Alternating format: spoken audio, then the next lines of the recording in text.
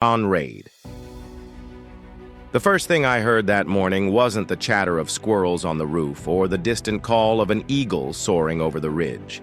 It was the brutal alien wail of police sirens, shredding the sacred silence of the Montana morning. Crimson and cobalt lights flashed through the thick mist, painting my humble A-frame cabin in jarring emergency hues. I stepped onto my porch, the rough-hewn pine boards cold under my bare feet, steam rising from the mug of black coffee in my hand. The smoke from my chimney, burning honest ponderosa pine, curled and tangled with the acrid diesel exhaust of two county sheriff's cruisers idling in my driveway. This was Linda Whitmore's opening move, her masterstroke. After 3 months of escalating harassment, bogus noise complaints in the dead of night, threatening letters about structure violations on a cabin that had stood solid for decades, demands for $500 a day fines, she had finally called in the law. She thought she was dealing with a squatter, a hermit she could intimidate and bully off his patch of land. She had no idea, no conception that the man standing in a worn flannel shirt and jeans didn't just own the land under his feet. I owned the land under her $1 million spec home. I held the mortgage on her McMansion. I owned the lease to her husband's pretentious adventure outfitter business in town. And every single day, her brand new white Cadillac Escalade rolled down the gravel road that my grandfather had built with his own hands, a road I now owned. She thought she was serving an eviction. She was actually declaring war on the wrong family. And by the time I was done, she wouldn't just be facing defeat. She'd be facing courthouse steps, news cameras, financial ruin, and a truth so devastating, it would wipe that perpetually smug, Botoxed smile right off her face. Where are you watching this from? Drop a comment with your city and state right. Now, I'm genuinely curious if HOA Karens are a universal plague or if Montana just has a special breed of them. The inheritance. To understand this fight, you have to understand what this land means. It's not just dirt and trees, it's my bloodline. My grandfather, a man of immense foresight and stubbornness, bought this sprawling, wild piece of Montana paradise back in 1963. The price? $800. Let that sink in. That's what you'd spend on a single nice dinner for 4 in one of Linda's fancy restaurants today. For that price, he got 2,400 acres of raw, unspoiled Clearwater Valley, and he didn't just get the surface. He was smart enough to get the timber rights, the mineral rights, the water rights, the whole enchilada. The old coot knew exactly what he was doing. I inherited it all at 28, under the worst possible circumstances. It was the only silver lining in the devastating cloud of my parents' passing in a car accident. This land became my anchor, my sanctuary. I'd spent every summer of my childhood here, my small hands learning from his gnarled, skilled ones. We built this very A-frame cabin together over 3 long, sun-drenched summers.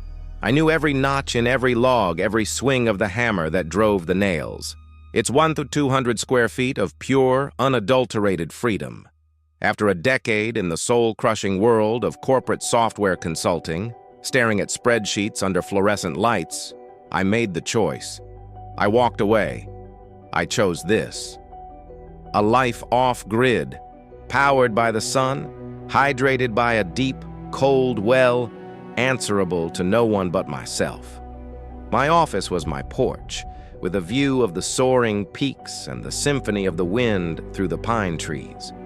But progress, or what passes for it, was creeping up the valley like a slow-moving poison.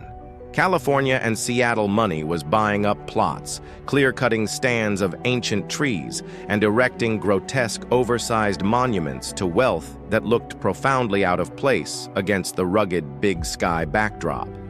The newest blight was Clearwater. Estates. 32 luxury homes priced from $800,000 to $2 million, all managed by Whitmore Properties.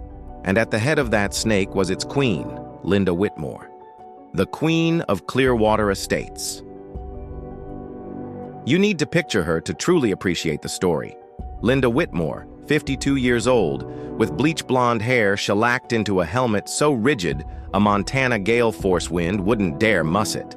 She piloted a massive, blindingly white Cadillac Escalade that probably cost more than the lifetime earnings of the original homesteaders in this valley. Her title? HOA President of Clearwater Estates. Her day job? Owner of Whitmore Properties, the developer of said estates. That's your first red flag right there, a staggering conflict of interest she wore like a badge of honor. Her motivation wasn't subtle. She wanted my land for her Phase 2 expansion. With my 2,400 acres locked down, the value of her existing lots would triple. I wasn't a neighbor, I was an obstacle.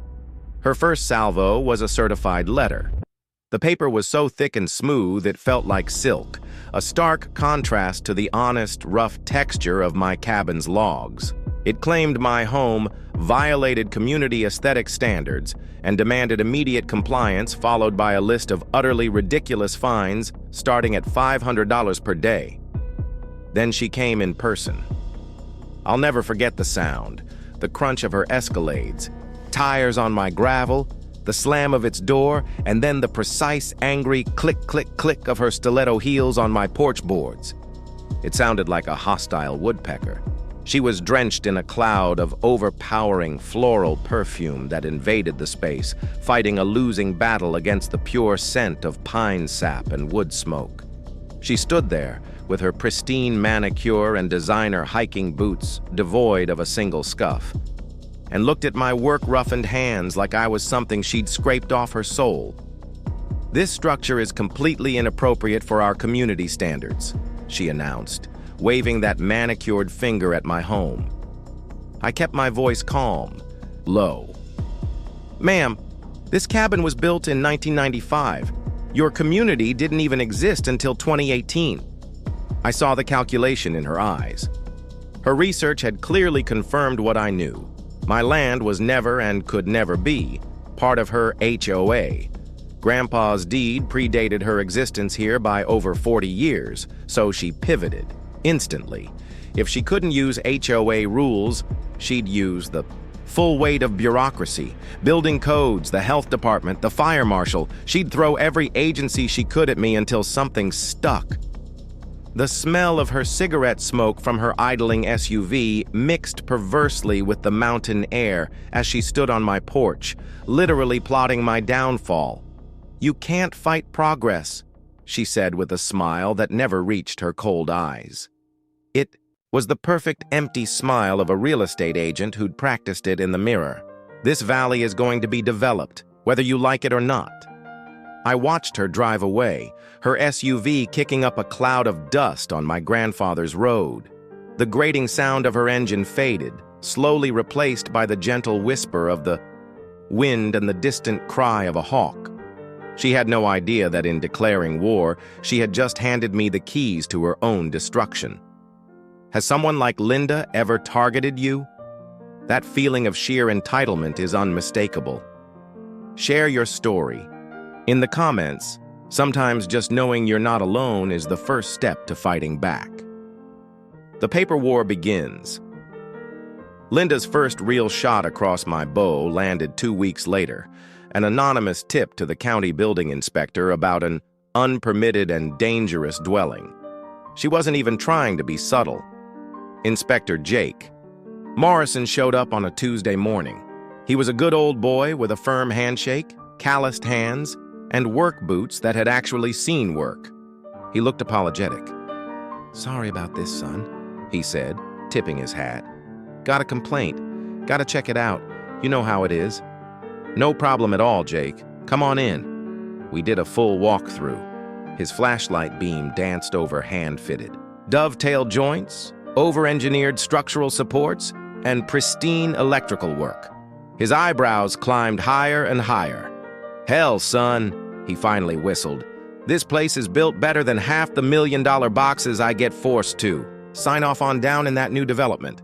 "Who did the work?" "My grandfather and I. Took us 3 summers.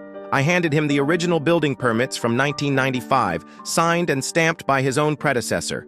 Everything was legal, documented, and above board. Whoever called this in, Jake muttered, scribbling on his clipboard, was either blind or lying. But Linda was just warming up.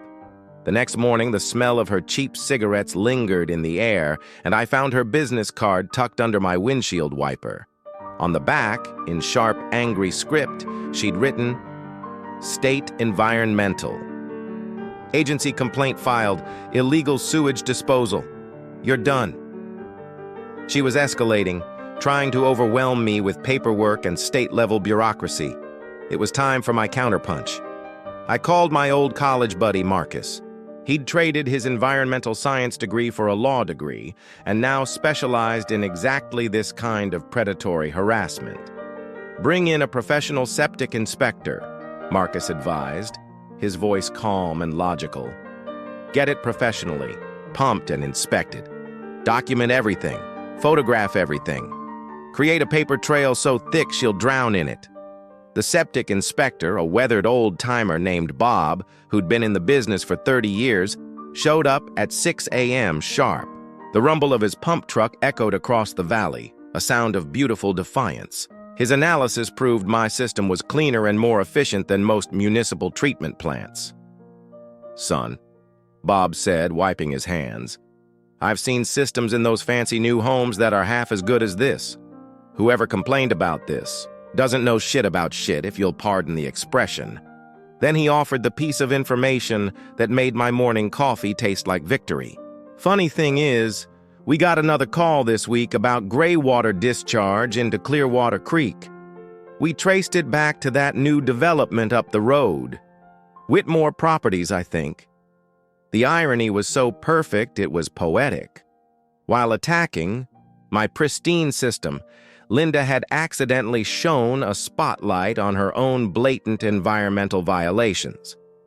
Marcus nearly choked on his coffee when I told him, This is perfect.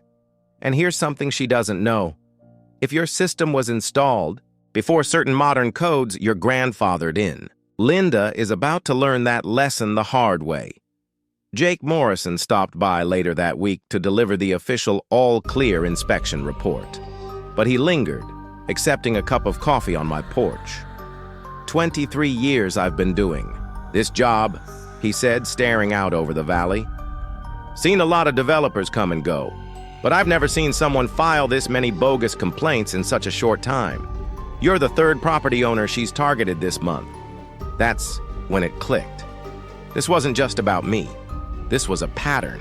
This was about stopping a greedy corporation from chewing up the last wild places and spitting out strip malls and condos. She wasn't just trying to steal my land. She was trying to erase my grandfather's legacy. The sound of my chainsaw echoed through the trees as I cut deadfall for the winter. Each swing of the axe was a promise to him, a promise I intended to keep. Fighting a bully with deep pockets? The key is documentation. Every call, every letter, every interaction. Timestamp everything. I'm putting together a free guide on how to build a bulletproof paper trail. Smash that like button if you want me to drop it in the next video. The community rises. Emboldened by her failed inspections, Linda's harassment campaign descended into farce and desperation. It became a new, miserable routine. Daily welfare checks from the sheriff's department. Bogus noise complaints when my cabin was shrouded in dead silence.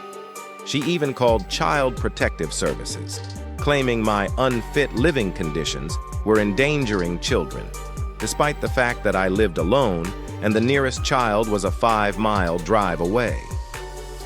The breaking point came at 11 p.m. on a Tuesday. Deputy Johnson's cruiser rumbled up my driveway, its red and blue lights cutting through the darkness like angry fireflies. The crunch of his boots on the frost-covered ground announced another farcical call. Domestic disturbance report, he said, looking deeply embarrassed. Sorry, man. I have to check. I stood there in my pajamas and bare feet, the cabin, dark and silent behind me. Deputy, I sighed. Do I look like I'm disturbing anyone but myself right now? He shook his head, making a note. I'm getting 2-3 calls a week from the same number. Between you and me, this is harassment, plain and simple. She escalated to the legal system, filing for an emergency injunction claiming I'd made threatening statements at an HOA meeting I'd never even attended. The small claims court hearing was a spectacle. Linda arrived with a lawyer in a suit that cost more than my truck. I represented myself with a single manila folder and the truth. The judge, a no-nonsense woman named Patricia Wells, looked utterly unimpressed with Linda's theatrics. "Your Honor," Linda's lawyer began, "my client fears for her safety due to Mr. Johnson's increasingly erratic behavior." I stood up. "Your Honor, if I may," I pulled out my phone, connected it to the court's display, and played security camera footage from the night of the alleged meeting. The time-stamped video showed me, miles away, splitting firewood and reading a book on my porch. Judge Wells dismissed the case in under 5 minutes. "Miss Whitmore," she said, her voice dripping with warning, "I am cautioning you about filing frivolous complaints. This court has better things to do." It was time to go on the offensive. I hired a private investigator, Sarah Chin, no relation to the fire marshal. What she dug up in a week was more damning than I could have imagined. "Your Ms. Whitmore has a pattern," Sarah reported, spreading files across a table at Maria's diner. "She's done this exact thing in 2 other communities in Colorado and Idaho. Always targets landowners adjacent to her potential developments. She's been sued twice for HOA board conflicts of interest. Her real estate license was suspended in California for undisclosed dual representation. And this is the kicker. She owes over $180,000 in back taxes on her Montana properties." The woman wasn't just a bully. She was a desperate, cornered rat, and her financial house was built on a foundation of sand. But the real turning point was the community. My fight was their fight. Old Pete, a retired logger whose family had been here since the 1920s, confirmed Linda had been pressuring him to sell. Offered me half what my land's worth, then threatened eminent domain when I told her to pound. "Sand!" he growled, his weathered hands clenched around a coffee mug. Maria Santos, who'd run the local diner for 30 years, shared her story. "She's been spreading rumors about health code violations at my place, trying to run me out so she can turn my diner into a damn Starbucks." The biggest surprise was David Kim, a new resident who'd bought into Linda's development.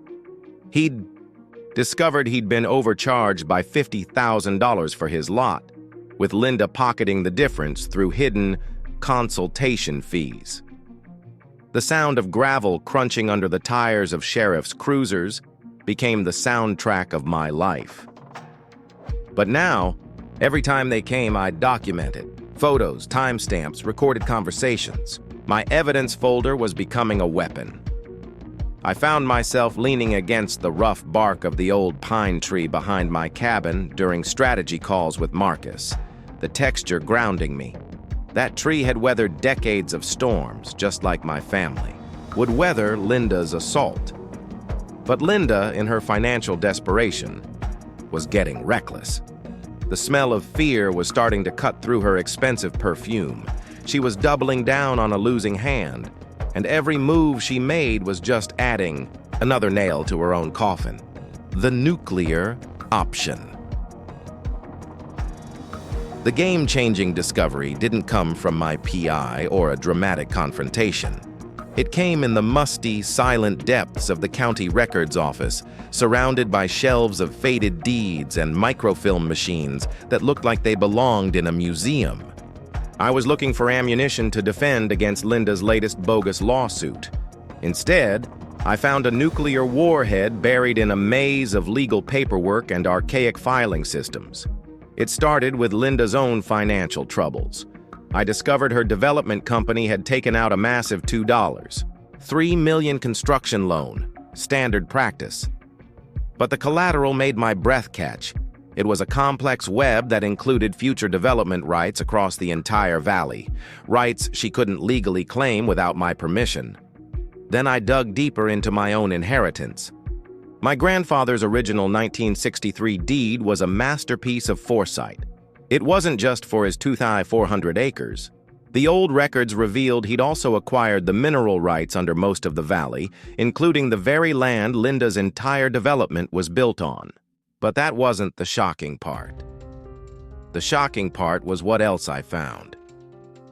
Grandpa held first mortgage positions on 3 key properties that Linda had listed as unencumbered assets when applying for her massive loan. She had committed loan fraud on a staggering scale. How had this been hidden? Grandpa's estate was managed by an old-school attorney who passed away in 2018. The new lawyer had never fully grasped the Byzantine complexity of the holdings. The records were scattered across different offices, filed under old naming conventions. I spent 14 hours straight in that records office, my eyes burning from microfilm glare. But what I found was worth every second of strain. The 1963 purchase included all rights, appurtenances, and future development considerations, legalese, from a bygone era that effectively gave me veto power over any development affecting the valley's watershed. The leverage was absolute. Linda's entire empire was built on land where I controlled the minerals, the water, and the development future. Her loan was in default. She'd missed payments and the bank was getting nervous. Her phase 2, the very reason she wanted my land, was impossible without my approval. When I finally reached the estate lawyer, the grandson of Grandpa's original attorney, he confirmed it all. Your grandfather was smarter than most people realized, he said over the phone, a note of awe in his voice. He specifically designed this structure to prevent exactly what Ms. Whitmore is attempting. Then I found it. A handwritten note tucked inside the original deed, in Grandpa's careful script. For my grandson. Never let them turn this valley into another strip mall. I sat in my truck outside the courthouse, holding that yellowed piece of paper. This wasn't an inheritance. It was a stewardship, a sacred trust. Grandpa had prepared for this fight 60 years before it began. Most people think property ownership is simple. You buy a plot, you own it. But it's layers deep. Mineral rights, water rights, development easements, they can all be separate, and they are often far more valuable than the dirt on top. Your family might own more than you think. Linda had no idea that the squatter she was trying to evict now held every single card. Her harassment, her legal threats, her desperation, all of it was built on a lie. The question was strategy. Deliver a quick, merciful knockout punch, or let her keep digging, amassing an Everest of evidence against herself while I built a bulletproof, unassailable case. I chose the latter. As I drove home, the windows down, the scent of pine and mountain air filling the cab, I felt a sensation I hadn't experienced in months. Pure, unshakable confidence. The hunted had become the hunter. Checkmate at the community center. The stage for the final showdown was the annual HOA meeting at the Clearwater Community Center. Linda, believing she was there to finally vote me out of existence, had no idea she was walking into a meticulously laid trap. The place was packed. Over 150 residents filled a space meant for 100. The air was thick with anticipation and a low, angry hum. A local news crew was set up in the back. My PI and documentary filmmaker Ashley Kim were strategically positioned. Sheriff's deputies flanked the exits. Linda's faction, her expensive lawyer, a handful of paid supporters, and a security guard who looked deeply uncomfortable, huddled near the front. My team, the entire community of wronged landowners, filled the rest. Old Pete and his crew of Vietnam vets, faces like granite. Maria and her family, David Kim and the other defrauded homeowners. The energy was electric, a storm about to break. Linda called the meeting to order, her voice slightly too high, her hands trembling as she fumbled with her PowerPoint. Tonight, she announced, we vote on the Phase 2 expansion that will Bring prosperity and progress to Clearwater Estates. Her slides were full of artist renderings of McMansions and graphs predicting endless wealth. And right in the middle of it all was my land, marked for development. This illegal cabin, she said, pointing a venomous finger at a picture of my home, represents everything holding us back. That's when I stood. Point of order. I'd like to address the assembly. Linda's face flushed crimson. You have no standing here. This is a private HOA meeting. Actually, I said, pulling out a wireless microphone, I do have standing. Would you like to see my mineral rights documentation? The room erupted. Linda tried to shout me down, but her lawyer, seeing the crowd and the news cameras, whispered frantically in her ear. Deputy Johnson stepped forward. Let him speak, ma'am. This is still America. A chant started with Pete's veterans and swept the room. Let him speak! Let him speak! She had no choice. Defeated, she stepped aside. I plugged in my laptop, and Grandpa's 1963 deed flashed onto the wall. Ladies and gentlemen, I began, my voice steady, Linda Whitmore has been trying to steal land she never had any right to touch. And then the avalanche began. I explained the mineral rights, the water rights, the development veto power. Marcus presented the court-certified documents. Our forensic accountant, Carlos, displayed charts showing her embezzlement of HOA funds and loan fraud. The environmental lawyer showed side-by-side photos, her development's contaminated discharge, into Clearwater Creek versus the lab results proving my water was pristine. Then the community delivered the knockout blows. One by one, they stood. Old Pete. She tried to cheat me, too, threatened to have the government take my land. Maria. She's been using our HOA dues to pay her personal legal bills. She wanted to destroy my diner. David Kim. She stole $50,000 from me through hidden fees and lies. Linda was spiraling, screaming about conspiracies. Then came the mic drop. A man in a dark suit stood from the back of the room. Miss Whitmore, I'm Robert Chen with First National Bank. Your $2.3 million construction loan is in immediate default.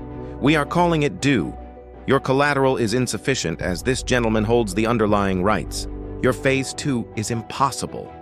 The room fell into dead silence. You could hear a pin drop. Linda's meltdown was complete, unhinged. This is illegal. You can't do this. Those papers were perfect. You can't prove they're fake. In her rage, she had confessed to forgery on camera. Deputy Johnson stepped forward, notepad in hand. Ma'am, did you just admit to document fraud in front of 150 witnesses and a news crew? The vote was a formality. Phase 2 was rejected. A vote of no confidence in Linda passed unanimously. The community voted to support my conservation. Easement. As Linda was escorted out, still shrieking threats, I spoke into the microphone one last time.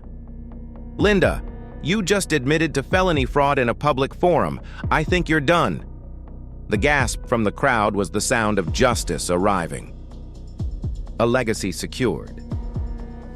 1 week later, Linda Whitmore was arrested on charges of document fraud, embezzlement, and loan fraud. The image of her in handcuffs, her perfect hair finally disheveled, on the evening news was the final satisfying page of that chapter. Her properties went into foreclosure. Her real estate license was permanently revoked. She eventually took a plea deal, facing 5 to 10 years in federal prison. The legal resolutions were swift and decisive. My quiet title action officially confirmed my comprehensive rights across the Valley. Her company was slapped with a $500,000 fine for environmental violations, which funded a watershed restoration program for decades. The HOA dissolved its contract with her company and elected Maria as the new president. But the real change was personal and communal. I'd planned to be a part-time resident. This fight showed me I needed to be a full-time steward. This was my calling. I launched the Clearwater Valley Conservation Trust, placing 1,800 acres of the most sensitive land under permanent protection. 3 neighboring families joined immediately. creating a buffer against future exploitation. The benefits rippled outwards. We used Linda's forfeited deposits to start a scholarship fund for local kids. The annual Harvest Festival now celebrates our victory and our community. Old Pete's land value soared due to the conservation protections securing his retirement. Maria's diner thrived as the heart of the valley. David Kim got his money back and became the volunteer coordinator for the trust. The story spread. Other communities reached out for advice, leading to a statewide network of landowner advocates. Ashley's documentary won awards and raised national awareness. The state legislature even passed the Linda Law, strengthening protections against HOA conflicts of interest. I purchased Linda's foreclosed properties at auction and added them to the conservation easement, ensuring they'd never threaten the valley again. Now the sounds that fill the valley are the right ones: the laughter of kids, the strum of a guitar at a community bonfire, the wind through the pines. The silence is no longer broken by sirens or legal threats, but is a peaceful, earned quiet. Standing on my porch at sunset, looking out at the unspoiled vista, I finally understood Grandpa's note. It wasn't about owning a piece of land. It was about protecting a piece of the world for those who will come after us. Always, always research who's really behind development pressure. Financial desperation is a powerful motivator for fraud.